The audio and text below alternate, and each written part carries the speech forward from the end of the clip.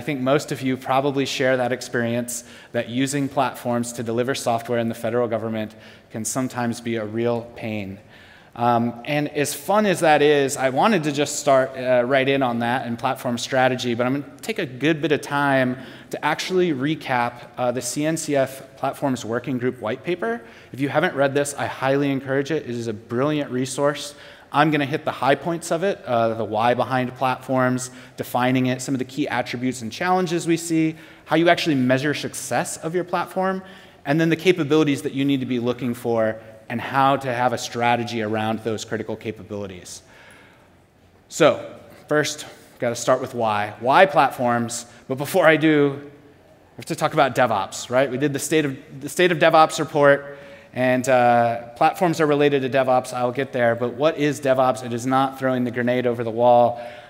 I gave you this definition last year. For those of you that are returning, I'll probably recap it every year. This is a definition from John E. Vincent. He says, here's the secret. I'll tell you exactly what DevOps means. DevOps means giving a crap about your job enough to not pass the buck. DevOps means giving a crap about your job enough to want to learn all the parts and not just your little world. Developers need to understand infrastructure. Operations people need to understand code. People just need to freaking work with each other and not just occupy space next to one another. That's from John E. Vincent, and that applies more broadly, not just to dev and ops, but to every function of the organization. Stop just occupying space next to each other and start working together. Now, looks something like this, #HugOps. It's really important to start building empathy and trust with those teammates, crossing the bridge. And before I close on DevOps, I do have to note something. There's a lot of things that are getting inserted into DevOps. DevSecOps, DevSecTestOps, DevSec reliability or SRE ops, all kinds of things. Stop trying to make that happen. It's just not going to happen. This is what I do to DevStars. But I think, DevSecOps, I just wish people would stop saying that word. I don't condone gun violence, but I did choose violence against DevSecOps today. All right. DevOps is actually a culture, right? I think that it's a promise of cross-functional collaboration across the board. And what does this have to do with platforms? Well, inspired by those cross-functional cooperation that's promised by DevOps, platforms have really, and platform engineering in particular, have started to emerge as an explicit form of that cooperation in the enterprise. But each time that you tackle a constraint, you run into an equilibrium problem. It's like whack-a-mole. You address one constraint, new constraint pops up, and that is the dilemma of building platforms, is the changes keep coming, and you have to try to get to a state of equilibrium in your ecosystem. And then finally, I think that we need to start thinking of ourselves in these roles as gardeners, not as architects. So I want you to think about planting seeds as we go through this talk about platforms, not, oh, this is really great. I'm going to architect a platform just like this in my enterprise. You're going to plant seeds. You're going to pull the weeds. You have to provide the right environment for your platforms to grow. You need good soil. Along the way, focus on sustainability and equilibrium, not architecture. And that's the kind of culture that DevOps and platforms enable and require. So, according to the CNCF white paper, they identified several things that investing in platforms can get you. The first is reducing cognitive load on product teams and accelerating product development and delivery. So this is a fairly obvious one, but I'm always shocked the number of people that have their development teams that are supposed to be developing features for users, spending half of their time or more managing Kubernetes clusters. Turns out that's not super valuable ad. Your users do not care at all about your Kubernetes clusters. They just need you to ship the application. And so reducing the cognitive load on product teams could mean providing abstractions such as those that would be above the Kubernetes layer to orchestrate your Kubernetes for you as a service, as an application team. I'm just hitting that as an API, and I'm able to start deploying my product. Improve reliability and resiliency of products. This one's really important. Again, if teams are really focused on feature delivery, week over week, month over month, then they get distracted by things that would revolve around reliability and resiliency. So we want to make sure that our platforms are baking in that level of reliability and resiliency, and that developer teams can just focus on app-level resiliency, app-level reliability. Accelerate product development and delivery by reuse, sharing platform tools and knowledge across many teams in the enterprise. So as you build those abstractions, you can imagine if you did not have them, every single team, if you have, say, 200 development teams in your organization, like Veterans Affairs, Air Force organizations, that's like a pretty small scale, actually, for them. Now, every abstraction, the work that goes into that, if you don't have it available, multiply that by 200 or 500 or 1,000. It's everybody's doing the same work over and over and over again, and that's waste. You can also reduce the risk of security and regulatory and functional issues in products through GRC in your platform. Rob's going to talk a lot more in depth about that next, but there's a lot of things that you can do here. And in fact, a lot of the things that you're told are reasons you can't do DevOps in the enterprise are precisely the things that you can build right into your platform. And then finally, enabling a cost-effective and productive use of services. And I say public clouds here. There's an interesting thing I'll get to later, but I do want to point out that most of us, even though we say we're using public cloud, like, oh, we go buy AWS, we go buy Azure, it's GovCloud. And those are physically segregated servers. And I'll talk about kind of that. The game is being changed on that in the federal government right now. But for all intents and purposes, I would not call those public clouds. They're actually private clouds at that point. They're for whole of government, so it's a very big private cloud, but it's still private nonetheless, and you can't really achieve the economies of scale you're looking for when you have physical segregation. Okay, so what is a platform? A lot of people use that word. I don't think it means the same thing that most people do. So I'm going to give you a few different definitions.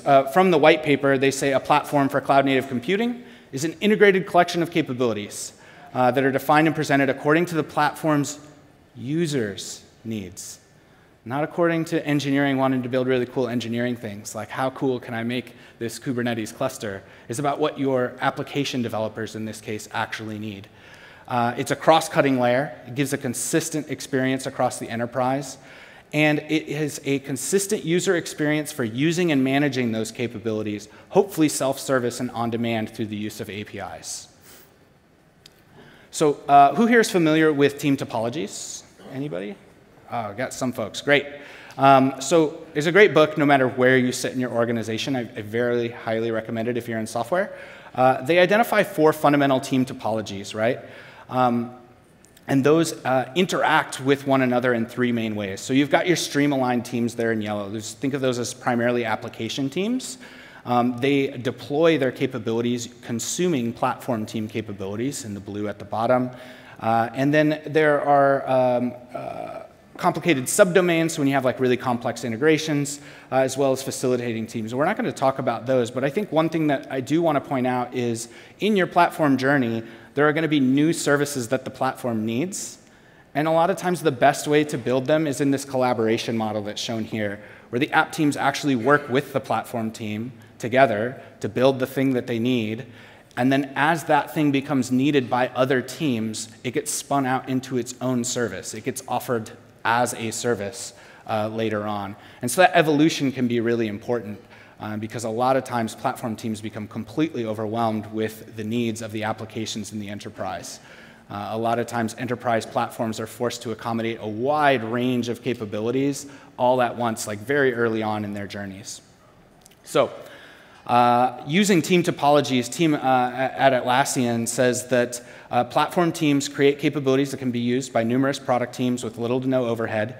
They minimize resources and cognitive load on that team, and they create a cohesive experience. So you can see almost no matter where you look across the industry, the definition is pretty much the same.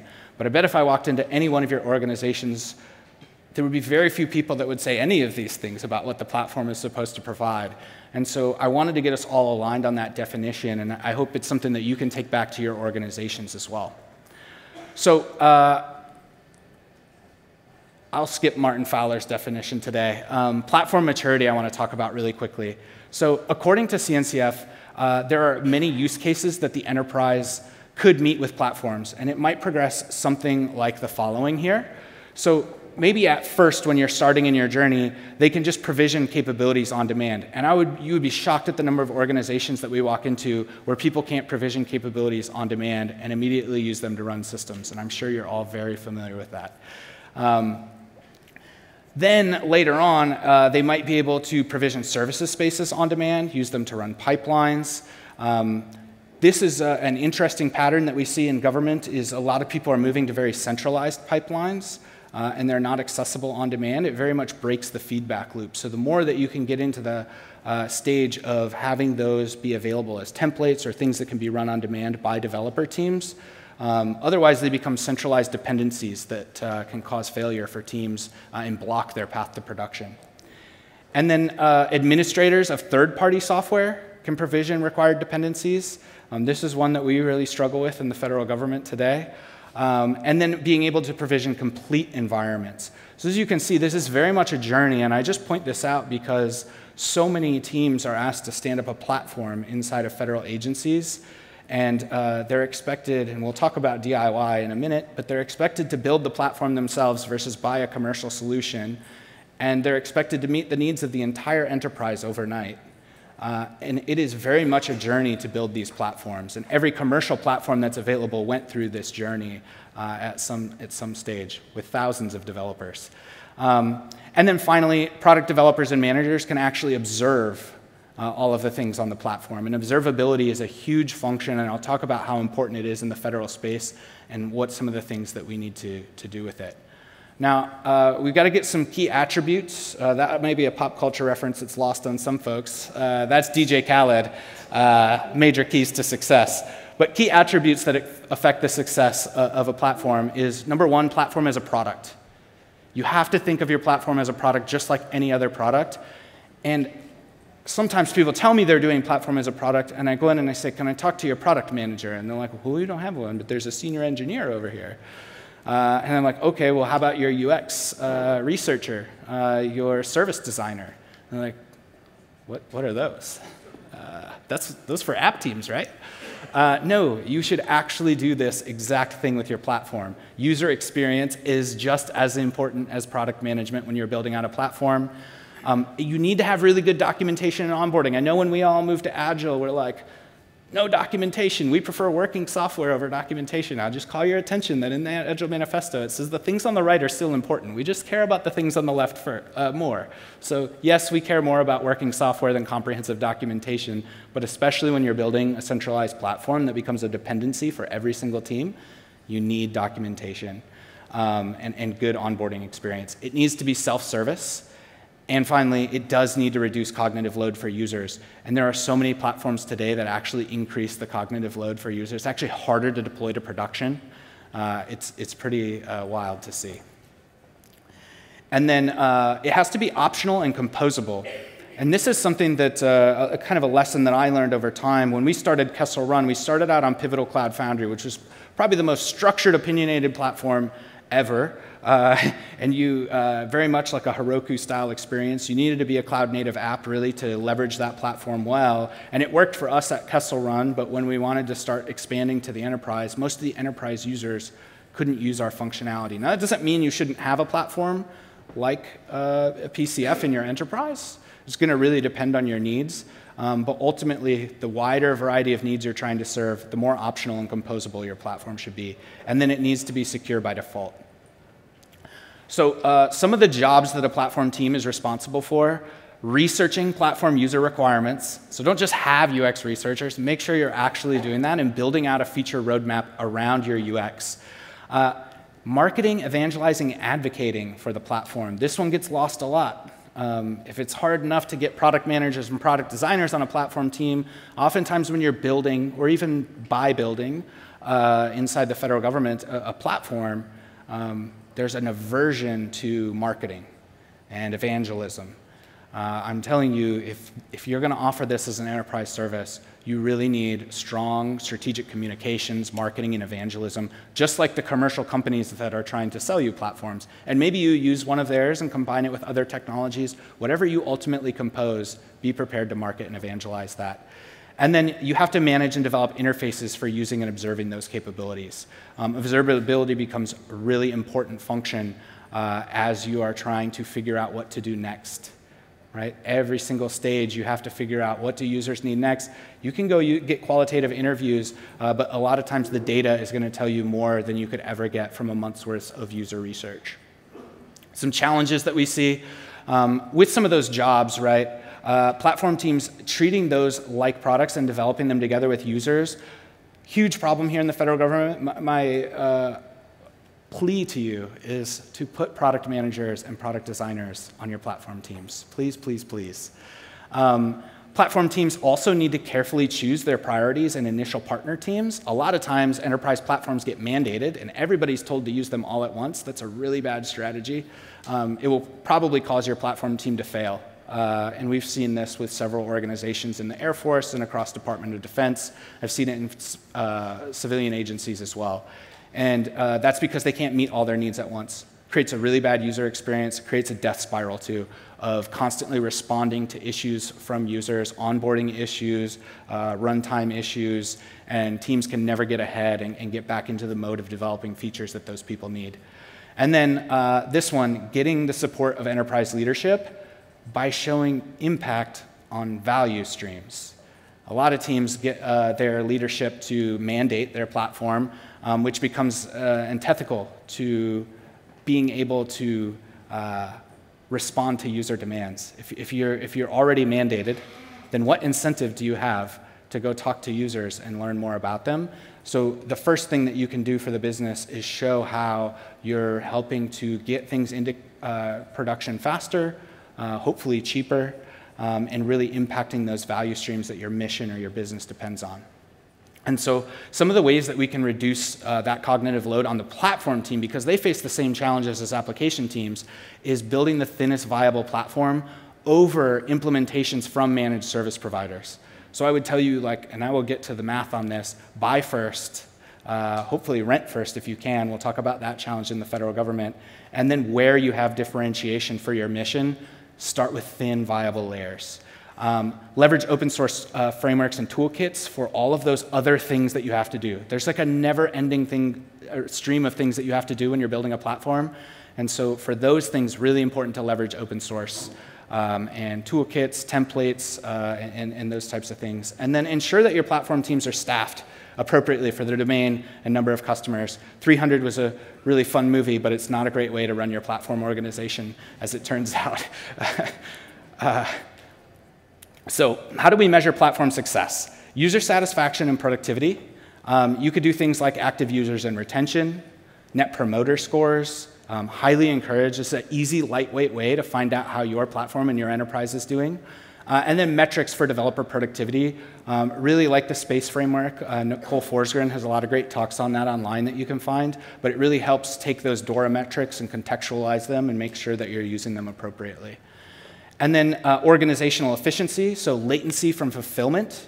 So for a database or a test environment, latency to build and deploy a brand new service into production, and then time for a new user to submit their first code changes to their product. That'll really give you a good idea of what your onboarding experience is like.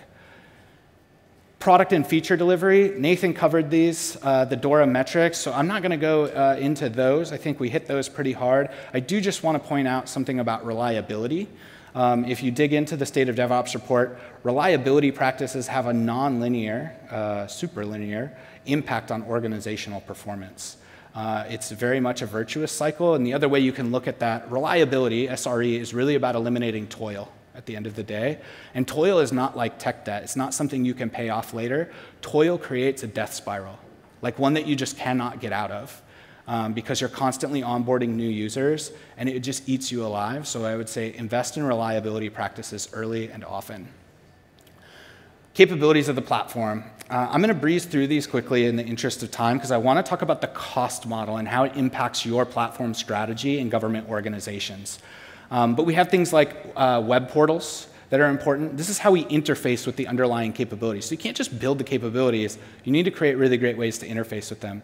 APIs, and then environment and project templates and documentation and search. These capabilities in particular get left out a lot. People build really great underlying platforms and not great ways to interact with them, and it becomes one of the toilsome burdens that starts your death spiral. So definitely don't overlook interfaces. Ways to automate, build, test, and deliver, provide the environments and resources that teams need, observe workloads, infrastructure, so basic things like compute, network, store, data, and messaging capabilities. And then we need to be able to identify and authorize users and services, bind services to workloads via secrets. Some of you are new to platform, and I'm going to get to why I'm showing you all this. Scan artifacts and enforce policy, store artifacts and registries and repos. Who had no idea that there was that much going on in your platform? Is anybody surprised by that? Like, usually leaders are very surprised by this. They're like, go get me a platform, and they don't realize that, like, there's a lot of stuff. It's like the new ESB. So enterprise service buses, we would do crazy architecture diagrams, and then somebody got smart and they're like, let's put all the complexity in this box and we'll call it the enterprise service bus. And that's what platforms are today. There is a lot going on in platforms, and it's like a black box that people hide a ton of complexity inside. And for this reason, people drastically under-resource their teams. And when government is doing government cost estimates, they fail to account for, I would say, 80% of the costs, and here's why. That top layer, if I'm going to be very generous here. It's going to take way more than this, but just so people don't try to call my bluff or something, I'm going to use really low numbers. I'm going to say that is going to take about a 12-person team to manage all of those interfaces, probably double that. But if I use a blended rate of $175 an hour, that's $4.3 million just to run those teams. What about the other ones? It's going to take me 18 to run those critical capabilities. $6.5 million, and it's going to take even more to run the rest of the capabilities, putting me at about $8.7 million. That's quite a bill, and $20 million to be exact. And there's a lot of assumptions in here. First of all, that's labor only. That doesn't include any of the licenses. Maybe you're going to use free open source. I'll get to why you might rethink that in a later. But first assumption is that you can actually hire this talent at all. And the government really struggles, even on contracts. At $175 an hour, you're not going to get the people that can build this. I used $175 so that nobody was like, that's a lot of money, Bryon, but probably looking at like $250 an hour as a starting point for like really competent people in the platform layer. And when you start getting up into the Kubernetes side of the house, you should be paying closer to $300 to $350. So yeah, at an average rate of 175, probably not. And it also assumes that they're empowered and productive, which you know that once they get on contract, they're going to wait for an ID card so that they can log into your systems. That'll take a couple months. Then they got to get all their accounts, your onboarding experience. We talked about that. And then they try to ship things, and they have to wait for the change approval board, and it just goes on and on. They're not very productive. These teams are autonomous and require no management, right? I didn't factor in a management layer. You probably should, and you should probably add at least 15% for CPM. Government folks know that, but that's senior engineering and program management. It's going to take you to about 22 to 23 million, and then a 5-year timeline or more. So one thing that I think is important is to talk about value here. So we talk about cost, schedule, and performance in federal acquisition regulation all the time. There's another side. That's like one side of an equation. Value is performance divided by the product of schedule and cost, right? That is value. I'm going to use a slightly different version of this now. This comes from Alex Hormozy. But instead of performance, we're going to break that down into the dream outcome, the performance that you want, and the likelihood of achievement. That's important.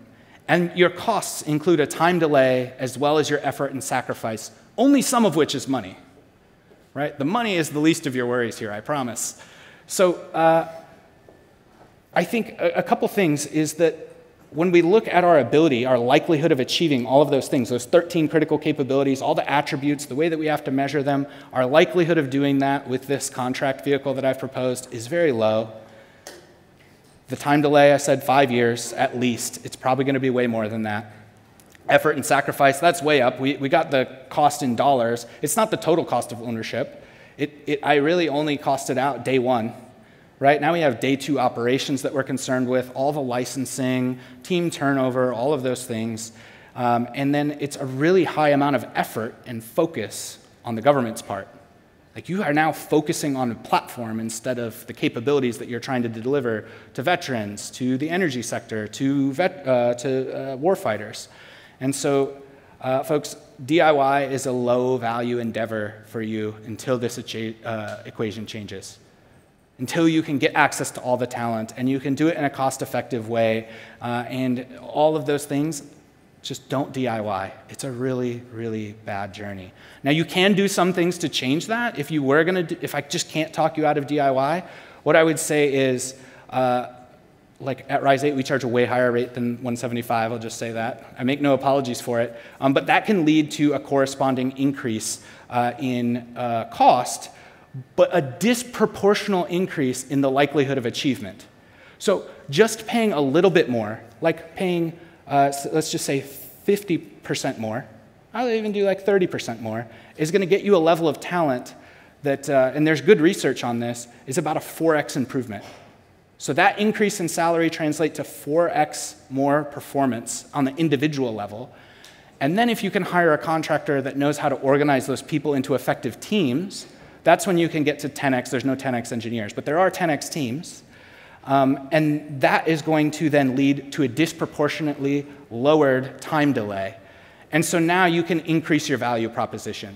So if I can't talk you out of DIY, at least put out really strong rates.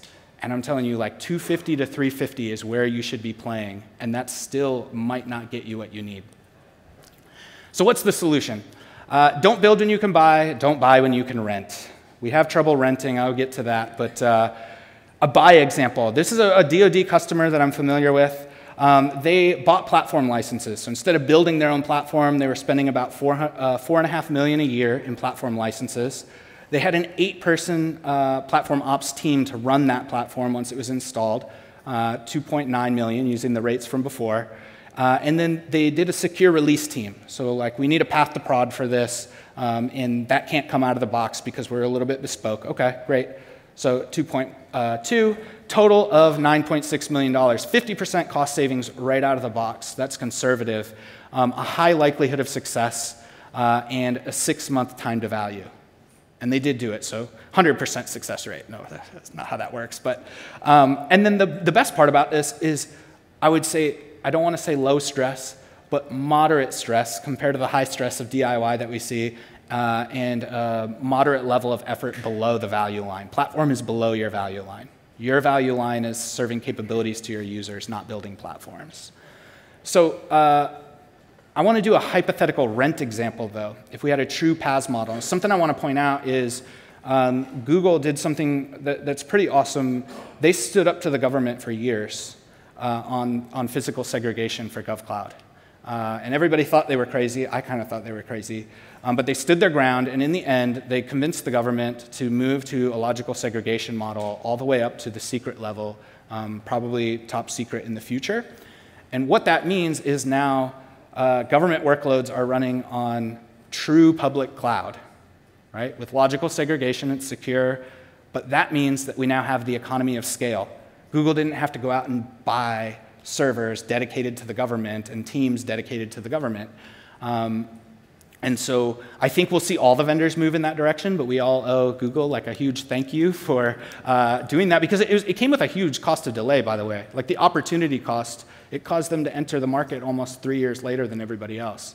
But they stood their ground, and I think that we'll all be better for it. But so let's just say now that we can do platform subscriptions instead of a buy, which means that it's a managed service offering. I'll use Anthos since we're talking about Google, just to give them a little love. So let's just say we use Anthos. Now we can get rid of that 8-person FTE platform ops team because it's coming to us as a managed service offering. So now we're at a 67% conservative cost savings. Renting is even better than buying. It has a much higher likelihood of success, immediate time to value, very low stress and effort below the value line. And then there's an interesting thing that unlocks is, I mentioned economy of scale, but now we can achieve economy of scale in the platform layer too, not just at the infrastructure layer. So maybe the cost of those subscriptions in the future, as we invest more in this, goes down to $3 million, and now we're at a 75% cost savings. So you can see, don't build when you can buy, don't buy when you can rent. Now, I want to talk about a team. It's actually the original team that I talked about that did a buy and deploy. They decided that platform we just can't do, we're locked into the vendor. We got vendor lock, we need to build our own Kubernetes platform, and they tried. They have now spent 4 years and over $100 million trying to migrate from a working COTS platform to a DIY Kubernetes platform. The platform is still not in production, not a single workload in production, nothing. Incredible stress and effort below the value line. In fact, the platform organization grew to be as large as the application side of the organization. And it's diverted all of their money and focus from delivering mission applications, and the warfighters are losing. Don't be that guy. So, I mentioned total cost of ownership. I'm not going to go into as much detail on this one, but I at least want to give you an overview. Just like maybe a quick sidebar here, and that's that there's a cost to develop. Okay, and that's to develop the platform itself, which you can get rid of if you buy one or rent one. And then there's a cost to develop on the platform, which is a function of how much abstraction that it provides. So if your platform provides more abstraction for developers, provided that they can use those abstractions and they're not actually causing them pains because they need other things, so executed well, I will say, that will be a cost savings multiplied by the number of teams that are using the platform. So a lot of times when people are doing cost of ownership comparisons, they're not accounting for the cost of development on the platform later. There's the cost to operate, and that's all services and workloads. So all the platform services, all the application workloads, from day 0 to 2. Hopefully everybody's familiar with these terms. They're more common now, but most of the government cost estimates I saw in the early days of Kubernetes, like 5 years ago when it was getting hot in government, people would stand up a cluster and a Hello World app, and they would be like, all right, I'm going to extrapolate costs from this. That does not work well. It is not a linear scaling pattern whatsoever. Day 1 is getting it installed and running. Day 2 is all of that operational maintenance, patching, support, and operations. Those are what eat everybody's lunch. Day 2 wrecks everybody. So make sure that you're costing those out. And then the cost of compliance. And it's the sum of all the team's costs that have to do compliance. In the federal government, you can inherit controls, common controls inheritance model, and what that means, Rob's going to talk about it in detail next, but it means that just like the cost to develop on the platform, if you can abstract controls away from application teams, now you can multiply that toil by the number of teams, and that's a cost savings on the compliance side of the house. And the compliance side of the house is not only a cost in dollars, it also accounts for the largest cost of delay. The largest amount of delay in the deployment cycle in the federal government is ATO, hands down. So definitely something to pay attention to. And then you have to account for all the licenses, subscriptions, other direct costs, and FTEs, and I say all of them, because some government organizations started using government developers, which is great. I encourage that. But they also used it as a really good accounting gimmick on the books, because now this platform over here is using all contractors. They're at 5 million. We're using all government. Ours is free.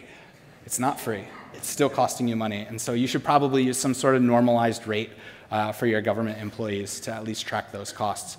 Now, this is the current CNCF landscape, and at this it's like impossible to fit this on a slide anymore. I remember when it used to be much smaller. I'm glad they provided the handy-dandy CNCF landscape guide, which ironically claims that it's not that complicated. But to run all of that by yourself, DIY, it would take an army that you do not have. And so this is a good rule of thumb here, that if you have a big organization or big scale and low engineering maturity, which is most of federal government, you should really be looking at PaaS. PaaS is a prerequisite for DevOps outcomes in the federal space. That's my opinion. You could take it to the bank. I don't think we should be looking at end-to-end teams and SRE at this point in our journey. We have a lack of engineering maturity for that, and so PaaS is the way. Now, whenever I talk about PaaS, people are like, oh, Bryon, we've got the vendor lock. And I talked about a team that already went down that road, but I think this comic really sums up what I want to say, which is like, are you actually locked in, or are you locked out? Locked out of mission outcomes, locked out of your DevOps journey. Have you actually measured it? Is it IP lock, which is I think everybody in government in particular has Oracle horror stories about getting sued over, you're literally locked in. Or is it just a switching cost, which I'll talk about in a minute? How high is it? Compare that to the alternative, which is, are you locked out of your DevOps journey? Is there a cost of delay that you're eating? Also, your legacy has lock-in, right? Your free open source has lock-in. All of your GOTS has lock-in. And in fact, some of the worst lock-in I've seen comes from GOTS, government off-the-shelf software. Every choice that you make has some degree of lock-in, and DIY is the stickiest of all. It's the hardest to get out of. So I would say start with efficacy. Efficiency without efficacy is a total fool's errand. And efficiency comes second, and then always manage your risks. And I'll talk about how to do that. If you want to know more about this topic, you've probably got somebody in your enterprise that talks about lock-in all the time and gives it as the reason you shouldn't buy anything that you want to buy. Highly recommend this article up on Martin Fowler's blog. Gregor Hope wrote it. It's fantastic.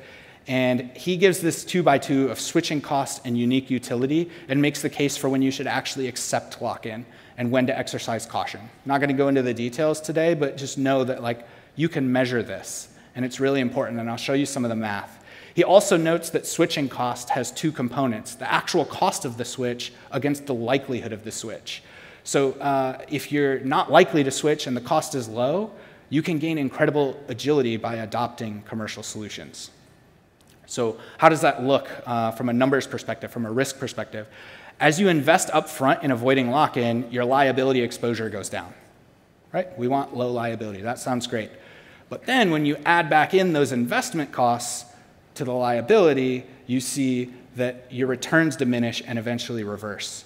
And so there's a real sweet spot here of finding what opinions you can accept from the commercial sector and what you need to do on your own. You'll want to reach between accepting this risky business and over-investing in trying to mitigate lock-in. And then I always like to talk about the fact that free open source is free like a puppy. You get locked into raising it. If you don't have the resources to raise that puppy, don't bring it to your enterprise. It craps on everybody's work. Even if it's just number one, you won't be able to convince everybody it's raining. If you raise a puppy right, though, it can be a great companion, right? And it can make life better. But you have to know what it's going to take. You have to go in eyes wide open. You probably don't want 100 free puppies. You don't want the whole CNCF landscape, I promise. Don't be that person. Know what you can handle. Know when to hire trainers. Nowhere, though, is this more true than in the platform space.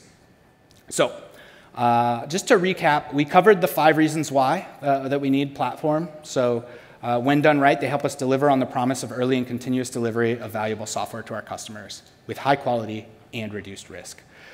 We define the platform foundation. It's a foundation on which we can deliver high quality product features, higher pace, reduce coordination costs, reduce risk.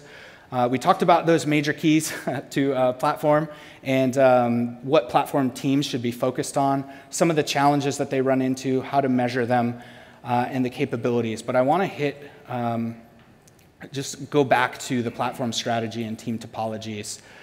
This 2x2 is just a really good rule of thumb. For most of Govtech, please use PaaS. PaaS is a prerequisite for DevOps outcomes. I just really want to emphasize that in the federal space. And you should either buy and operate or rent. Another thing, remember that good engineering costs a lot, bad engineering costs even more. Hopefully I convinced you that $175 a rate are not even enough. And I have seen platform and cloud contracts come in at $100 an hour rates. All across the enterprise. It's super common.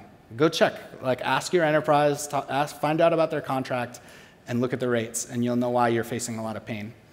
Another interesting thing, though, as you're getting this talent, a lot of times through contracts, put your best talent on platform reliability, not on feature development. Really common that people are like, oh, we got our users, we care. Yes, we love our users. But the best thing we can do for our users is put our best people on platform and our most junior people on feature development. So I put that out there. And some parting thoughts. Whether you buy or rent, you still need highly skilled operators and administrators, or UX will suffer. So even if you're renting, there's still administration that has to be done. Like, we use Google at Rise8, and there's a fair amount of administration that we have to do to administer even just our Google suite. And if, again, you hire low-quality people to do that, your front end will suffer, and it'll cause downstream impacts. It's like hard to get your email account. Imagine how hard it is to get your cloud account. Your cloud can't suck either. I've written about this pretty extensively. Follow me on LinkedIn for a good time. But I think it's really important to emphasize everything that I've said today applies to the cloud layer as well. And we see the same challenges at the infrastructure layer. You also need a killer compliance process. You need some process improvement and automation in that order. This handsome fellow is going to talk to you about that in a minute. But before he does, get in touch with me. Connect with me on LinkedIn. If there's nothing else, then next talk, we got Rob Monroe